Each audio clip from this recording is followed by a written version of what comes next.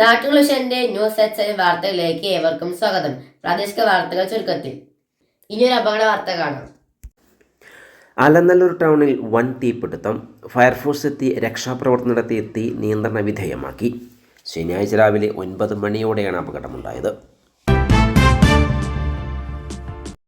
അലനല്ലൂർ ടൗണിൽ Abdul നാസറിന്റെ ഉടമസ്ഥയിലുള്ള virus textiles എന്ന തുണിക്കടയ്ക്കാണ് തീ പിടിച്ചത്. രാവിലെ 9 മണിയോടെയാണ് തീപിടുത്തമുണ്ടായത്. നാട്ടുകാരും വ്യാപാരികളും തീ കെടുത്താനുള്ള ശ്രമം തുറന്നെങ്കിലും തീ ആളിക്കത്തിയതിനാൽ ഫയർഫോഴ്സിന് വിവരമറിയിക്കാനുണ്ടായത്.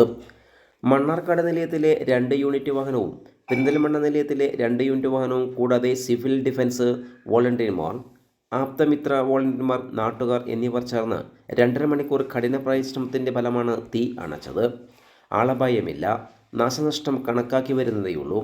സ്റ്റേഷൻ ഓഫീസർമാരായ സുൽഫിസ് ഇബ്രാഹിം, എൽ സുഗുണൻ, ഗോവിന്ദൻകുട്ടി, മണികണ്ഠൻ, നാസർ, രഞ്ജിത്ത്, ഷബീർ, മഹേഷ്, ശ്രീജേഷ്, സുഭാഷ്, രമേഷ്, ബിജു, സന്ദീപ്, രാഖിൽ, ഹോംഗാർഡ് അൻസിൽ ബാബു എന്നിവർ പങ്കെടുത്തു.